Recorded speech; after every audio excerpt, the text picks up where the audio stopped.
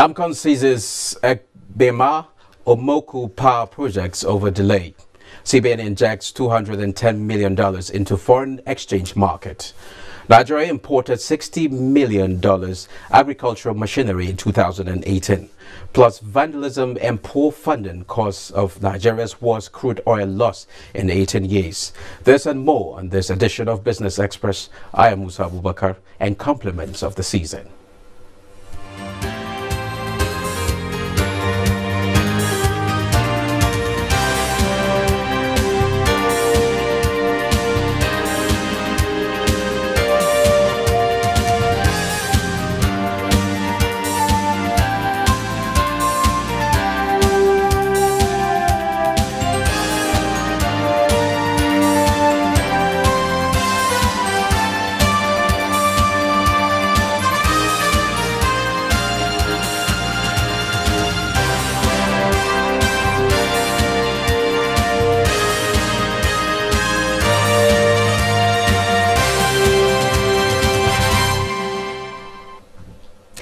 The Central Bank of Nigeria, CBN, says it has injected $210 million into the various segments of the market to sustain its intervention in the interbank foreign exchange market. CBN Director, Corporate Communications, Mr. Isaac Okorafor, said that the Apex Bank offered $100 million as wholesale interventions and allocated $55 million to small and medium enterprises. It stated that another $55 million was allocated to customers requiring foreign exchange for business and personal travels, tuition and medical fees. Mr. Okorafor further explained that the interventions was in continuation of the bank's resolve to sustain the high level of stability in the foreign exchange market. Lingering investor jitters help support safe haven currencies such as the yen. Let's now take a look at how other international currencies are exchanging for the naira.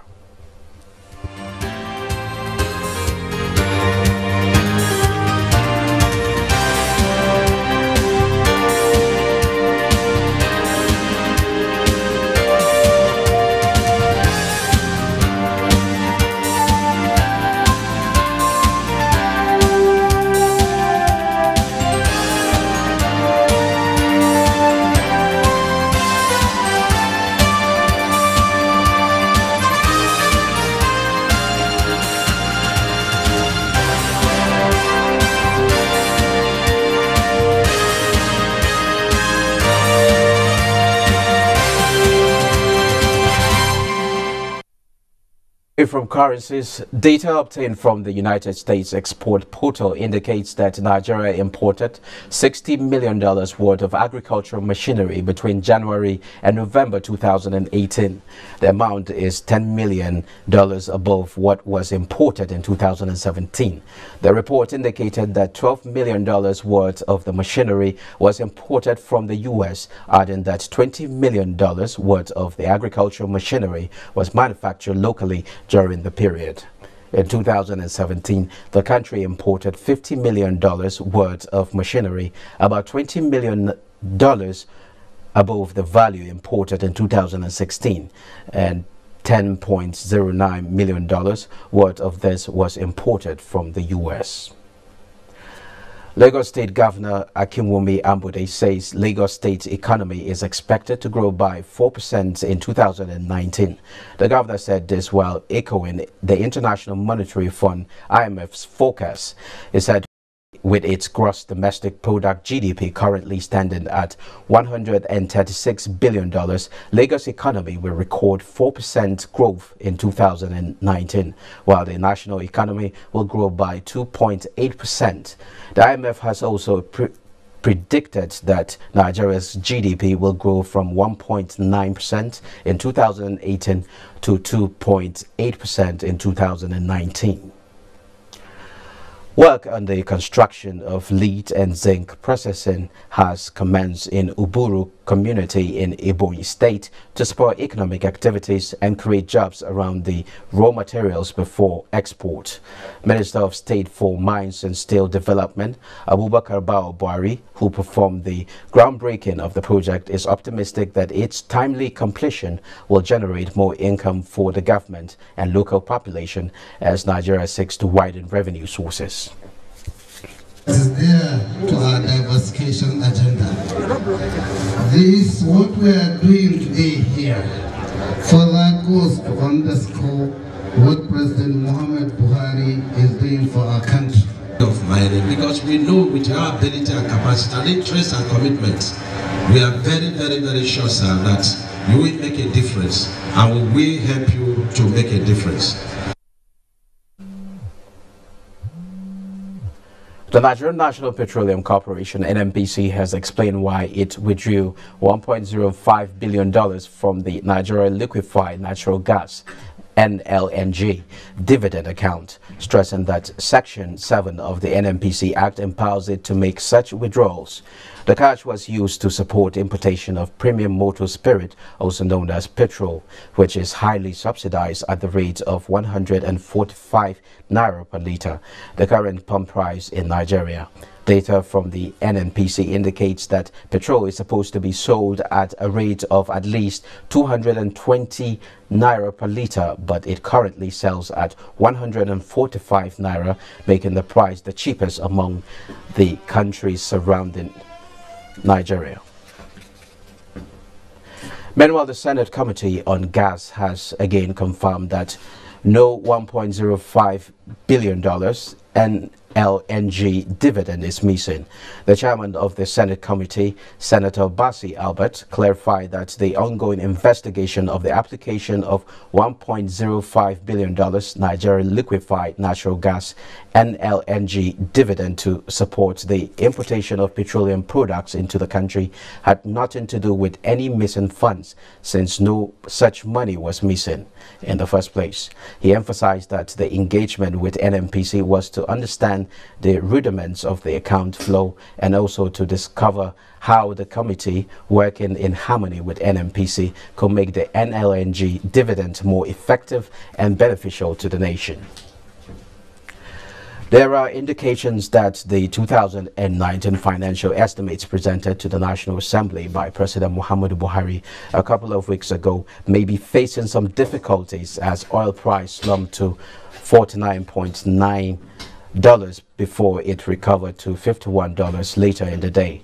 The slide is the lowest since July 2017 as the market turmoil and worries over United States supply countered the plan by the Organization of Petroleum Exporting Countries, OPEC, and other producers to extend or deepen production cuts.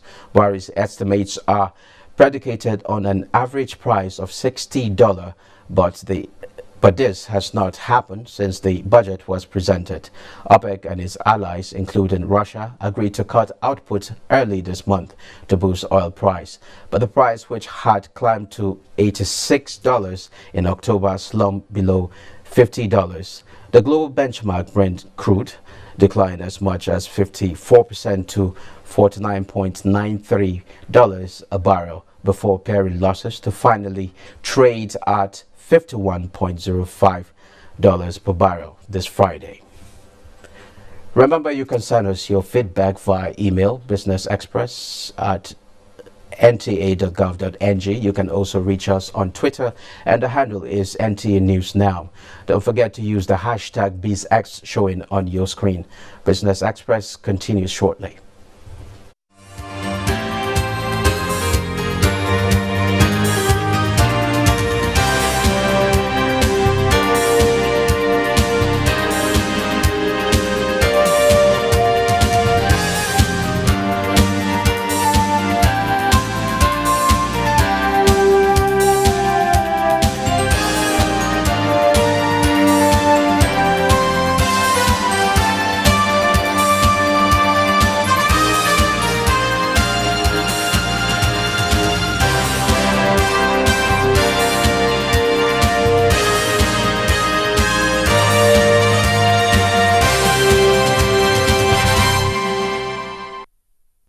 To discuss further on 2019 budget and the effects oil price crashes on the economy is an economic and financial analyst, Fred Idehai. Welcome to Business Express. Thank you very much. Okay, President Buhari's estimates are predicated on an average price of $60 per barrel, but this has not happened since the budget presentation. What's your take on that? Well, let me start on these notes. The President's budget being predicated on $60 per barrel, I think right now is not feasible based on the international development. Okay. What is happening in the international community. Okay. You know, the global outlook, economic outlook is very gloomy. You know, the International Monetary Fund predicted before now that in 2018 that we are now, that the economic growth will be at 2.9%, while in 2019 it will be at 2.5%. That will be that slow drop. But what we are seeing, and based on the economic scenario that we are seeing, it will be worse than that, based on, diverse factors. What are those scenarios? Fine. One is the battle, the trade conflict between the China and the US. Okay. Right now, as I speak to you, both the China and the US economy is very fragile. Very fragile. US in next year, its economy will be dropping. The pace will be dropping when that government incentive on tax has went off. Things will be dropping, and once it starts dropping, it will affect its stock market. And once that affects the stock market, the international community will be in trouble. Then for China, same, its economy will equally retrogress. It will drop. However, it will drop to a considerable level, that is 6%, which it's based on a global perspective is still considerable. But will that be able to drag the global economy along? No. So the major worries should be at its financial system, debts, and profile and a volatile market. That is where people will be concerned. You know, when these two countries' economy crash or anything happen to the economy, the backlash on other economy will be very, very devastating. Okay. That is not all. There are other factors that equally will lead to a very gloomy economic outlook next year. Another factor is the Brexit, the way it is being managed. Even before the Brexit, the European Union is in a very big, ugly shape. Why am I saying this? Right now, the Italian financial system is in trouble. By next year, there is this prediction that once that system collapses, its financial system collapses, then it will lead to other things. Not just that. I'm talking about now the European Union entirely. I'm giving you one country after the other. The next country again is France. You know, when the president came in, Macron, he was so ambitious. He came up with some ambitious reforms, which they realized that it's not possible. So they started retreating. Okay, with all these scenarios. And let me land here before we go next. Okay. Then, when you look at Germany now, Germany depend on exporting, on their exporting machine. But with the president now going, the German chancellor, Merkel, her going will equally have a devastating blow. But what people should be scared most is that of the Brexit. Okay. Is that of the Brexit. Why? Anybody doing business with Britain or with the European Union now is only, waiting for the doomsday, because right now, if anything goes wrong in the course of British pulling out of that deal, it affects the market. And Britain is one of the biggest markets, and once that happens, Britain goes into a very deep recession. Okay, how does it affect? How does it affect global growth? You know, all these scenarios. You know, the globe are interwoven in terms of markets. Everything about the globe is interwoven. You know, when one situation happens in a bigger economy, it affects the lower and smaller economy like ours. Will be the worst hits. We from the third world, emerging markets, the only country that I think for now, two countries that for now have decided to go into reforms to, re-strategize in order for these impacts not to be much on them, is Argentina and Turkey, because of the impact of the global, should I say, crisis they had in 2017. So they have embarked on some kind of reforms to ensure that they are not caught unaware. Okay, now how do we fund the 2019 budget? Well, it's a $1 million question, because what Nigeria depends mostly to fund our budget is oil money from the oil. And look at it now. Our benchmark is 60, and for some time we can't even get to that. Rather, things are deepening. The OPEC countries try to come together to cut down their production to by 1.2 million barrels per day. But let me ask you this question: do you think that will work? Because US, for the first time since 1973, are the highest producers of crude oil in the world. And if US decide to pump their crude oil into the world, it means OPEC's decision will just be like a child's play. So right now, that decision, though it's a welcome decision, Russian, Saudi Arabia, and the host of other OPEC countries have decided to do that. But when they do that, and US pump all these things into the market, the price will still crash. Okay. So that is what we are in for right now. So that's the situation we're in. We've seen the economy recorded some improvement in the non-oil sector. Can we look at the non-oil sector? We can look at the non-oil sector. You know, let's not deceive ourselves. Yes, the non-oil sector is growing, but what Nigeria use in servicing and running the economy is the oil. Is the oil. That is what we use in running our economy, oil. And once anything affects the oil, it affects Nigeria, because Nigeria is part of the Committee of Nations. It affects Nigeria. The only country in 2019 that will grow, the only country right now, based on prediction, is India. And even that Indian growth, can it pull other country?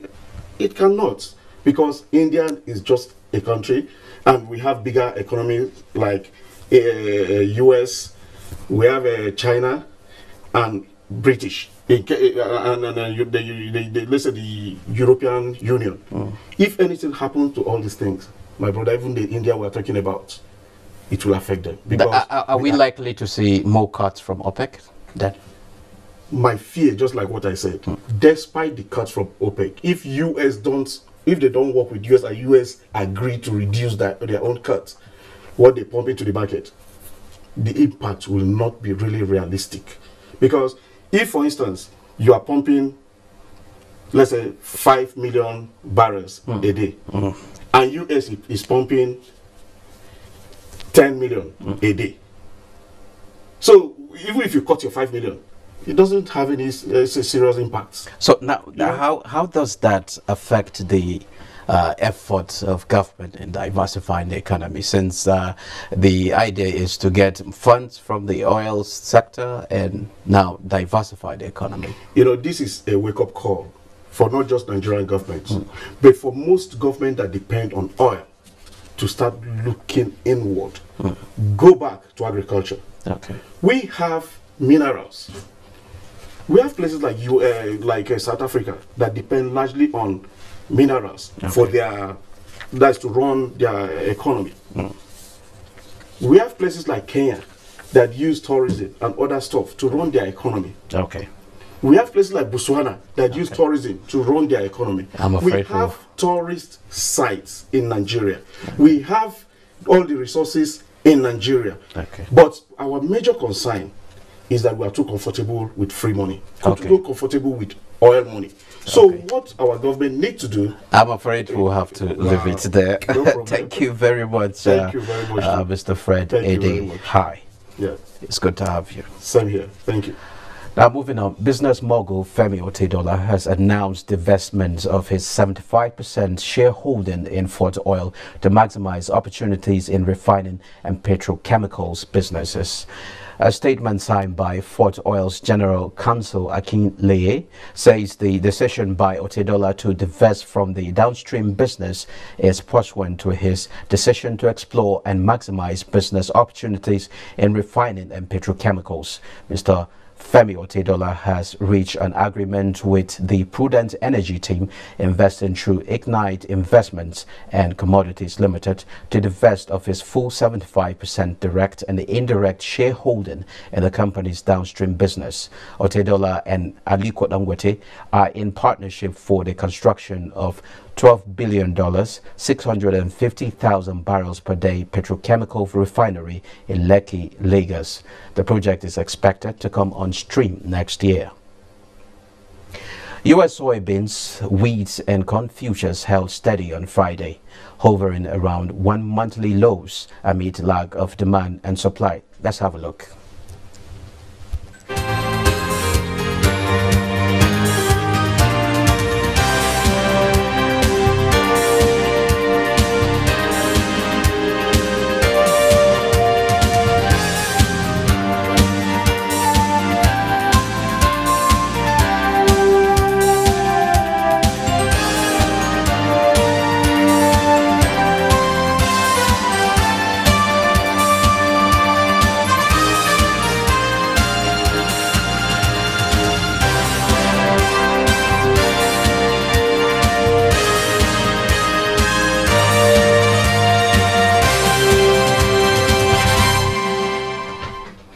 Nigeria recorded the highest crude oil loss in the last 18 years with an average of 245 million barrels of oil going down the drain in 2016. Oil pipeline statistics from the latest audit report of the Nigeria Extractive Industries Transparency Initiative (NIET) revealed that the huge loss was occasioned by several factors including pipeline vandalism and reduced funding for various joint venture cash core obligations. Oil depletion in aging fields and specific technical challenges also contributed to the crude oil losses. Now, the Assets Management Corporation of Nigeria, AMCON, has taken over Ekpema and Omoku power plant projects over delays in completing them. The two plants are part of 10 gas-fired power plants being built under the National Integrated Power Projects (NIPP) under the management of NDPHC, while lauding President Muhammadu Buhari for the intervention to sustain the operations of power generation companies, GenCos, through the 701 billion naira payment assurance guarantee. Mr. Ogbo said the delay by the contractor had hampered the completion of Ekpema in Imo State and Omoku in Rivers State. The NSE All-Share Index ended trade on Friday, 28 December on a negative note, depreciating by 2.07% to close at 31,037.72 basis points, with market capitalization closing on the session at 11.3 trillion naira. Asia stocks advanced on Friday after Wall Street ended volatile trade in positive territory, adding to the previous session's big gains. Detail with Bosede Ebal. Global stocks were mostly positive Friday, 28 December 2018. South Africa's JSE Africa Top 40, Namibia overall and Tunisia's Tunidex posted gains in the early open of trade, while Nairobi All-Share and Ghana's GSE Composite Index started the day red. In the United States, futures on Friday morning stateside pointed to a higher open for the three major indices in the United States. The Dow Jones Industrial Average futures implied a rise of 260.37 points for the index in the early hours of the day. The S&P 500 and Nasdaq Composite futures also pointed to gain for the two indices when they opened. In Europe, market bounced back after heavy losses. The FTSE 100 was up 1.71% at 6,696. The CAC 40 and DAX were also both up. As rest of Asia rises on Friday, Japan solidifies first annual decline since 2011. Japan stocks ended their trading year in negative territory on Friday. The Nikkei slipped 0.31% to close at 20,014.77. Those losses saw the Nikkei post its first annual loss since 2011, while the Hang Seng Index and the Shanghai Composite Index were slightly positive. And that does it on this episode of Business Express. But before we go, remember to send us your feedback via email, businessexpress@nta.gov.ng. You can also reach us on Twitter, and the handle is NTA News Now. Don't forget to use the hashtag BizX showing on your screen. Until we come your way again next week, Monday, I am Musa Abubakar, saying keep thinking and doing business.